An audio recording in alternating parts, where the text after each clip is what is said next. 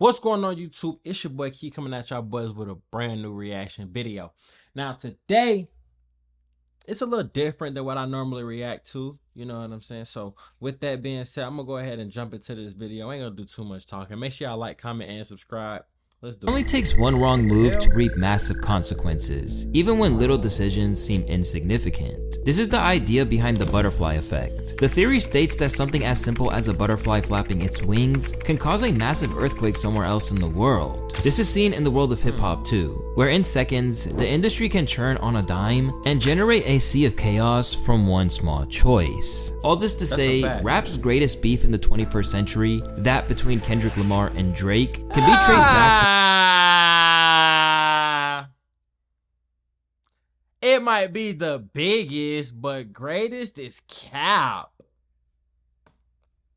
nothing more than a little dispute, which we'll be talking about today. My name is Luesta, and this is how one tiny mistake started rap's most infamous beef. Let's set our sights on the very beginning, 2002, when both artists were just rap-obsessed teens, and their feud started with a track from before they even began making music. Cash Money Records and the Neptunes' Star track dominated the early 2000s as some of the most exciting artist-owned labels in the world. In the case of Birdman's New Orleans-based organization, they were selling millions of records thanks to artists like Juvenile, The Big Timers, and a young rapper by the name of Lil Wayne. Weezy was on the brink of breakthrough with his album 500 Degrees, and over time, bro, I don't think there's gonna be nobody in our generation as prolific as Lil Wayne. I don't.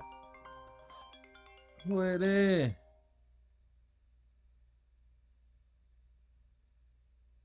Why you calling me? I'm trying to record the video. So, with that being said, bro, I don't think there's gonna be nobody as prolific as Lil Wayne, bro. Drake is the closest that we've gotten, but I don't see it happening. Would become a major piece of the beef we'll dissect in this video. Meanwhile, Pharrell and Chad Hugo were transforming hip-hop at Star Trak, the home of a group known as Clips, which included Pusha T and Malice, with sounds that were in high demand. With two buzzing record labels dominating the young game, it was no surprise that Birdman and the Clips' collab on What Happened to That Boy in 2002 had the streets live. What happened to that boy? What happened to that boy? And while that excitement lasted for fans, some financial shadiness surfaced when Stunna didn't pay Skateboard P for the iconic beat, sprouting a label beef that would last decades. There was a non-payment at this point. And if you look back, Pharrell never worked with a Cash Money artist after this moment. There's never been a Drake Pharrell collab in any way, huh? I couldn't find one unless I missed one. So In light of the it's Pharrell. This is gonna be so off topic, but I don't know if y'all know Made in Tokyo, Made in TYO. He had a song called Skateboard P. He was talking about Pharrell. He said chain on Skateboard P. So it's like the little Pharrell thing that he had with the skateboard on the chain with all the diamonds and rubies and okay. My bad. song's effect on today's events, fans wonder if Birdman could have prevented history by simply cutting P a check. Instead, a generational feud would tear a rift into rap as we know it today. Some have even compared the track's lore to the Gavrilo Princip Franz Ferdinand shooting, which is the murder that sparked the Second World War. But I'm getting ahead of myself, back to the beef. After Birdman refused to pay up, it drove a wedge between Pharrell's camp and Cash Money, one that stretched far beyond music. Even when Pharrell moved into the fashion industry with his Billionaire Boys Club, Weezy was unable to get a care package and was even ignored when his request went directly to P. I'm told behind the scenes, Lil Wayne used to ask for Billionaire Boys Club gear and was told no. And went and wore it in a video anyway, and they was like, yo, we told you basically not to wear our stuff, and there was like an issue. So Pharrell held on to the fact that he never got paid. He stood on business. I'm told. Which, by the way, he delivered a huge hit here, so you would understand why. Yeah, I don't know if he got paid half in advance, didn't get the back end, you know how those scenarios work. But anyway, I wanted to point that out because it's important. But as petty as it may seem, I always paid attention to stuff like this in the music game because it's more so pushed to you. Like behind the scenes in business, we don't really get to see, okay, this person really is the one who wrote this movie. They got screwed over. This person wrote the book, but then they took the book and made it into something else bigger. We never really get to see stuff like that. With hip hop, it's in our face. Like this, they will do this to you. They will take advantage of you. So I always try to pay attention to that with anything that I got going on. Never take the first offer. Ask for what you want and stand on what it is that you want. But bro, Birdman's just one of those people who like you just can't trust though, because he even ended up finessing Wayne in the end. Fashion has always intertwined with hip-hop, and in this rivalry, it would play a major role in setting the scene for Drake to make poor decisions of his own. But before we get there, another instance of Lil Wayne inciting wardrobe warfare came after he wore a Bape hoodie on the cover of Vibe in 2006. You see, this is kinda important because Pharrell and the Clips were pioneers in the brand's popularization. So they took Wayne's move as disrespect and began sending subliminals, like this Pusha verse on Mic Check. 4 years later, admiring the shoes. Baby, you're late, we call you Tokyo buffoon. But the major escalation is found on the track Mr. Me Too, the lead single from Clips' second record, Hell Hath No Fury, that accused Weezy and the Cash Money crew of jacking their style. Wanna know the time, better clock us. Despite the style from the shoes to the watches. Their digs were pretty direct, and it didn't take long for Weezy to respond later that year in a Complex interview where he went off in a fit of rage. He claimed that the Star Trek boys needed What Happened to That Boy to make a name for themselves, and I don't see niggas like that. You're talking to the best. Talk to me like you're talking to the best. I don't see no fucking Clips. Come on, man. Weezy, man. They had to do a song with us to get hot. What happened to that boy? Come on, B. Don't do that, dog. This is a fucking legend you're talking to right here. 14 years. How many years them niggas been around? Who the fuck is Pharrell? Do you really respect him? That nigga wore Bapes and y'all thought it was weird. I wore it and y'all thought it was hot. Come on, man. Come on now. That nigga walked around with that nigga that nigga walked around with niggas that look like you. Y'all thought it was crazy. If I did it, y'all gonna think niggas are killers.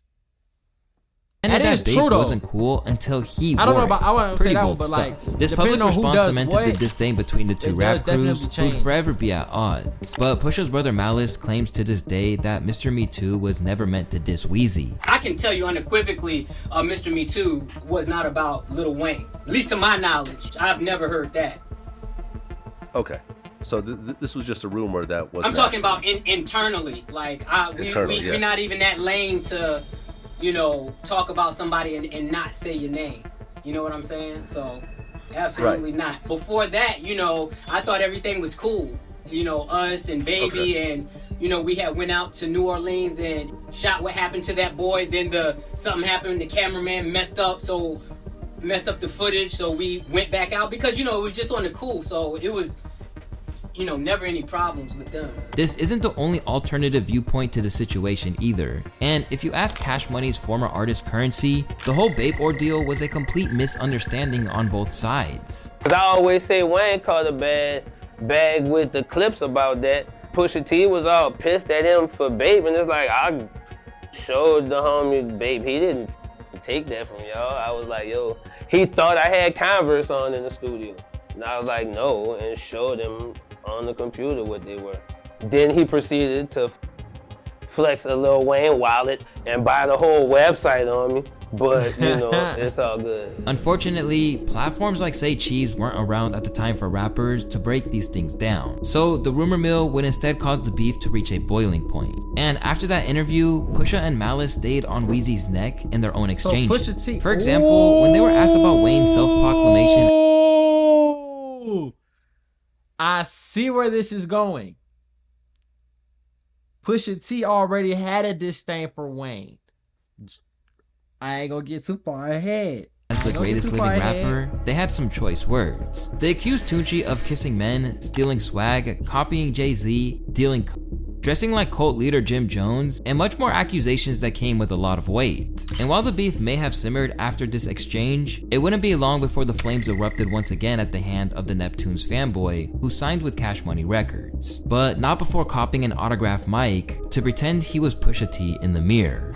One day I was looking for like autograph stuff from Clips because I was like a really, really big Clips fan. Some search words led me to this guy in Virginia that had a microphone that Pusha T used during the show. It was like plastic, but it had his autograph on it. I used to pretend I was doing interviews on the red carpet and perform all the Clip songs in my basement with the mic. At the time, it meant the world to me though. Aubrey Graham signed to Young Money in 2009 after making waves in the underground with some critically acclaimed mixtapes, and was only a few steps away away from becoming the household Drake name that we looked all know insane today with as no Drake. beard and- While inking with the NOLA label, there was no clause Almost 20 indicating years ago. inheritance of his rivalries, but he still took it upon himself to stand on the label's business, which would become an error that he would never be able to rewrite. But until this L emerged from the shadows, the former Degrassi child star experienced one of hip-hop's fastest booms into stardom, thanks to projects like So Far Gone, Take Care, and others. Meanwhile, Pusha T followed Clips into hiatus, and would even sign over with Kanye West at Good Music. Despite the new label, his bad blood with Cash Money hadn't gone anywhere. This fight fueled his return on the track Don't F With Me, where he jacked the beat from Drake's Dreams Money Can Buy and took some clear shot at Cash Money's newest stars. Rappers on they sophomores acting like they boss lords. Fame such a funny thing for sure. When start believing all them encores. At the time, Drake seemed to take Pusha's advice and didn't reply. But when he didn't get a response, Pusha kept applying pressure to the Cash crew on 2012's Oh. Exodus. You sign to one nigga, then sign to another nigga, then sign to three niggas. Now that's bad luck. Here, Pusha takes a jab at So he Drake for been only going getting at a small Drake percentage of the anyway. money he was making. And if that line rings a bell, it's cause Kendrick borrowed it all these years later on the song Euphoria. You assigned to a nigga that signed to a nigga that said he was signed to that nigga. Before he could defend himself, his protege stepped in on Twitter, keeping things simple and direct. Pusha T and anyone that loves him. And soon after, he followed this tweet up with a song called Goalish, a diss track that started with the same line. But Pusha T was not impressed with this attempt at his head, to say the least. When you heard, what was your opinion of Wayne's response? That was horrible. It was horrible. It was trash. I ain't gonna It lie wasn't though. Drake. Yeah, The it wasn't. hat matching the sweater is insane to me too. Not only that, bro, it's like a dad hat. That there's no way you was around Pharrell and you dressing like that. That should be an abomination. It's an abomination.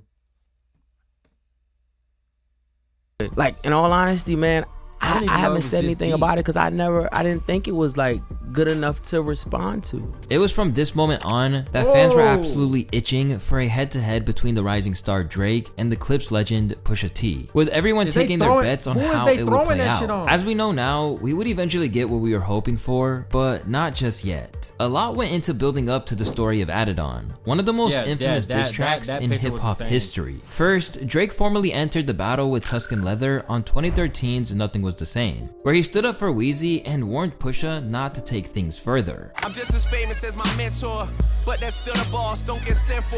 Get hype on tracks and jump in front of a bullet you wasn't meant for. Of course, this merited a response from Push on the track Suicide, where he let Drake know that his issues with Wayne came first, but that he'd happily take on anyone But he associated with the been. label. I'm trying to figure this out.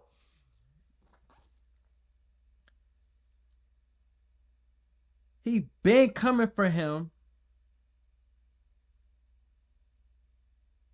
He been coming for him, dissing him, this, that, and the third. And then now all of a sudden he's saying that bro, Pusha T's a confusing person. But nonetheless, with that being said, bro, I think Pusha T, you kind of dropped the ball a little bit too, not responding to Wayne, because Wayne was the hottest, right?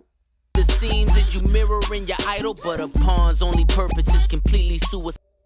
It seemed like Pusha would have the last laugh here as the beef went cold until 2016, when a few more lines from the Clips member dropped only a couple months after Drake's heated beef with Meek Mill. That exchange brought Drake's ghostwriting allegations to light, and Push decided to give his thoughts on rappers who don't craft their own rhymes on HD TV Freestyle. It's too far gone when the realest ain't real. I walk amongst the clouds so your ceilings ain't real. These Call of Duty cause they killings ain't real. Feeling hot after washing Meek, it didn't take long for Drake to respond with Two Birds, One Stone, which featured his most direct hits at Pusha yet. He called T a fake gangster who lied about drug dealing, and called him the middleman in this entire situation. Honestly, it seems like Drake is the true middleman here, but we'll let that slide. At this point, one thing was for certain. Every ounce of that Pusha T fanboy in Drake had vanished, and a 14-year-old feud between Cash Money and Star Trek had boiled to this exact moment. Drake and Pusha Pusha were on a collision course, which would not only unfold a major revelation, but played an instrumental role to Kendrick's master plan of taking down BBL Drizzy. If only Bird paid up all those years ago. The end game of the Pusha T and Drake beef all started on Pusha's Ye-produced track, Infrared, where he brought back the ghostwriting allegations with the simple line, "It was written from Nas, but it came from Quentin." That same day, Drake pulled up Meet the Grams with his Duppy freestyle, where he revealed that Kanye had employed his services for ghostwriting during the Wyoming album stretch, saying, "Father had to stretch his hands out and get it for me." What most people don't know is that this included Pusha's own Daytona album, but we'll never know if Drake actually wrote for that one. Regardless, he had plenty of words for Push. Must have had your infrared wrong, now your head in a beam. Y'all let a spit an image of whatever jealousy breeds. Don't push me when I'm in album mode. Somebody piss Drake off while he's in album mode. Pusha T, did you see this coming? Did you plan for this? The track was littered with typical rap beef scolds, but Drizzy may have crossed the line where he brought family into the mix. Upon mention of Pusha's fiancée, Virginia Williams, T was free to get the gloves off. Somehow, Drake never learned his lesson here, and as we've seen in his beef with Kendrick, when you bring family into the mix, prepare for things to get messy. But we all know what happened next. The story of Adidon drops, with Pusha not only outing Drake's past of wearing blackface while discussing his biracial identity, but also revealing that Drake had a son that he hadn't yet made public. Let me keep with the facts. You are hiding a child. Let that boy come home. Deadbeat motherfucker playing border patrol. Ooh. What the? This nigga called Drake a deadbeat in the same minute I found out he had a baby. To say that this line did critical damage would be an understatement. Not only did it sink Drake's plan to unveil his son as part of an Adidas campaign, it effectively ended his partnership with them. The worst blow would ultimately be that the world now saw him as a terrible father. You would think unveiling your kid for a brand deal would have the same effect though. Lose-lose situation for real. Who rolls out that child with a sweatsuit? Like, get out of here. What are you doing? I didn't understand that line. Explain that Adidas situation.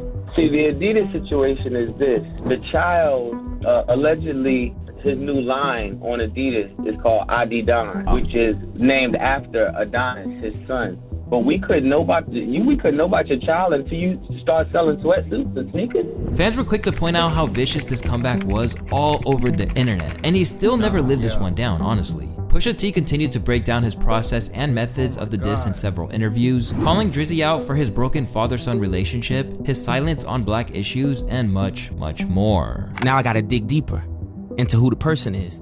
Now I gotta dig in and see, what are y'all like? What's your family like? Oh, your dad left you at 5. Oh, I get that.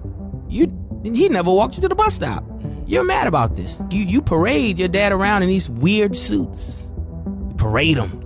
It's clown-like. I get clown feelings from that. You are silent in all black issues. I don't hear about anything. You have all the platform in the world. You were so passionate back then. No, you weren't. Pusha was also the first to point out the holes in Drake's circle. Many people assumed Kanye was the whistleblower on Adonis, but Pusha claims it was none other than Drake's right-hand man and producer 40 Shabib. 40 is sleeping with a woman. He talks to her daily, 5-6 hours a day. Ultimately, speaks about how he's disgruntled about certain things. With that also came the fact that Drake has a child. With that also came the trip that everybody took to go see the child and bring him gifts and all of this information. Thing, right?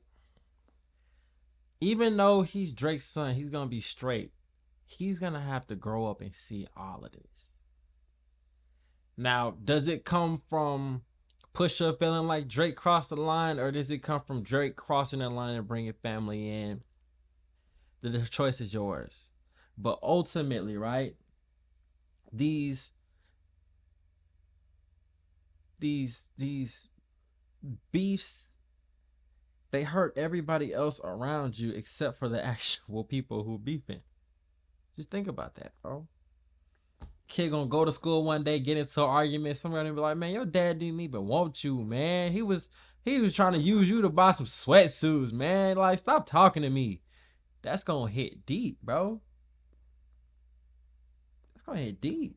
They gonna play this story of Adidon. She divulged this information. This would ultimately be the model of investigation that Kendrick Lamar would also emulate in 2024, even taking it a bit further by anticipating Drake's moves based on past beefs. And people still can't believe that history has repeated itself, hinting towards Kendrick's claims that someone in his camp was working for him. The point is, the story of Adidon was a blow from which Drake couldn't recover. He had no choice but to concede to this L he had taken. I tip my hat to the chess move. I mean, it was a genius play in the game of chess, and definitely, you know, warranted my first loss in the competitive sport of rapping. By choice, obviously, because I bowed out after realizing like the gap between us allowed him to drop a bomb on the world that really became, that was all anyone cared about. Like what we saw on The Heart Part 6, he tried to move on and even claimed Jay Prince stopped him from dropping another disc because it was supposedly going too far. What I think is where they think that you went too far. I don't care.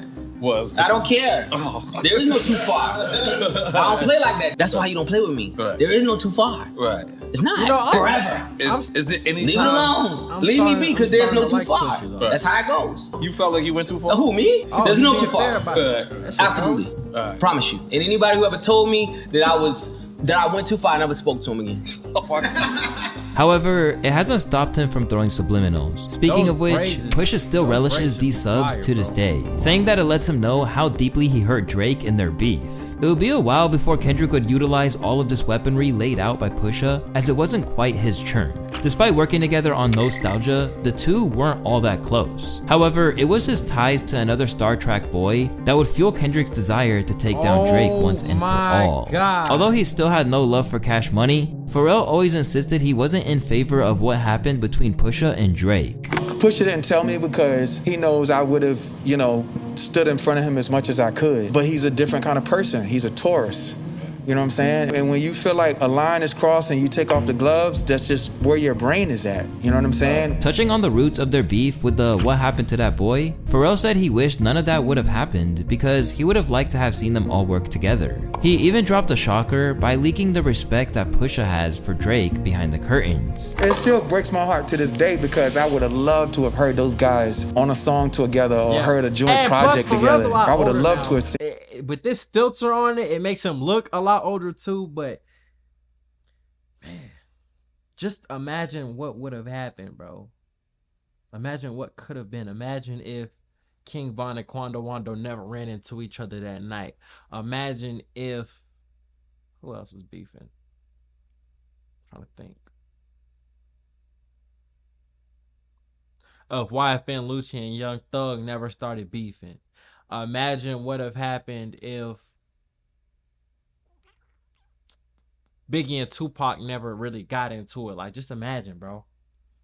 And it's a million more, but I'm pulling the bank. By the way, Pusha says Drake got bars. When Drake makes something that's amazing, we talk about it all the time when something's amazing. Known as one of the most level-headed hip-hop personnel, Pharrell seemed eager to keep the peace. But he'd later learned that he should have been in Pusha's corner after all. In 2022, it was revealed that Drake had copped some of Pharrell's most iconic chains, even rocking them in music videos in what seemed like a respectful homage. But all of that was thrown out the window the following year when he admitted to destroying the legendary pieces on Travis Scott's Meltdown. I melt down the chains that I bought from your boss. Give a fuck about all of that heritage. Drake even took shots at his new position as the creative head at Louis Vuitton, stating his refusal to wear the brand after Virgil's passing. Letting off what seemed like an unprovoked attack at Pharrell, it seemed like Drake's issues came with Pusha T appearing in Pharrell's first Louis show. In taking shots at Pharrell, Drake dissed a real legend and pioneer in the game. Because of P's status, it was a move that even Drake fans didn't appreciate. But more devastatingly, he gave Kendrick Lamar even more reason to start the problem that he'd been itching to for years now. Because if you don't know, Skateboard P has been a mentor to K-Dot since the Section 80 days. All that jazz that y'all have in your music, that's the man. Do not lose. Who's the producers? From you, that mean a lot, man. A working relationship that has led to tracks like Good Kid, Mr. Morale, and Alright. Pharrell has always been quick to give K-Dot his flowers. Kendrick is one of the greatest writers of our time. Bro, and he's a great writer so because basically, a lot of people, well, Drake, I would say, is bigger in the media. He's a bigger artist. He's the guy, right? And even as a music consumer, and just on the outside looking in, because I never really cared to even think about their beefs. It's like,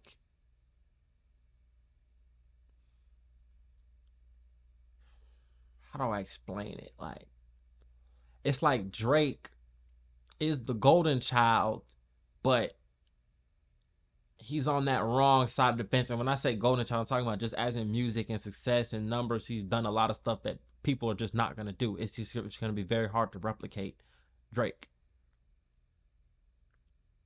And because he is who he is on that side, he's a big dog on their side. And because of the issues that happened before he was even relevant, you gotta take what comes with it. So heavy is the head that wears the crown. He knows how to be very disciplined with a subject matter. He knows that stickiness is important, and he knows that it has to feel great. It's unclear if Drake's verse on Meltdown was the last straw, or simply one of the many factors gradually fueling his disdain for the Sixth God, but he directly references the Pharrell dissing It's like on Euphoria. I don't like you popping that Pharrell. For him, I inherit the beef. You fuck all that pushing P. Let me see you push a T. Not gonna lie, that line was kinda hard. And he's not only referencing two legends who both had bad blood with Cash Money over the what happened to that boy, but straight up says that he's inheriting the beef. This is all the proof we need to confirm that this beef is the domino effect of that small mistake. A buildup of multiple decades worth of turmoil, diss tracks, and bad blood. Like Pusha and Wayne all those years ago, the same sides continued to send new soldiers into the battle, all over a financial wronging. Only the ammunition has evolved from fashion to federal crimes. Above all, this situation just goes on to show that much of what happens in rap can be traced back and connected to the genre's earliest days. Now, we just have to wait and see what comes next. Bro, that's insane. I wasn't expecting that. I didn't know that was and this is what I feel like makes hip hop so interesting. And they probably have these in country music. They probably have these in rock and roll and all this other stuff, even though hip hop and rap, they kind of throw that in rock and roll, even though I feel like it needs to have its own category, its own Hall of Fame. But with that being said, that's another topic. This is just, bro, it's crazy to see. Like, this is what makes this shit exciting, bro. This is what makes it go, it's just back and forth. And I feel like, I don't want to necessarily say Kendrick's side has him more prepared, but I feel like Kendrick has more of a reason to make sure he handles his business. Because even though Pharrell and them got kind of screwed over in the beginning part with that payment, it doesn't seem like they took an L since it really started. Like, it might have been a temporary loss, like, oh, Drake just dropped some, Wayne just dropped something, and they come back. But, bro, everybody can agree, bro, Kendrick killed Drake. He killed him. And with that being said, bro, this is the culmination of a lot of different things. And it makes you sit back and wonder, what would, even in your personal life, like, go back to a certain event and it was just like a lot of stuff changed because of this. So with that being said, man, y'all get in the comment box. Y'all tell me how y'all feel about this, the butterfly effect that started hip hop's biggest beef. This is insane, but it's deep and it's true. I'm gone, man. We on the road to 10K. Subscribe.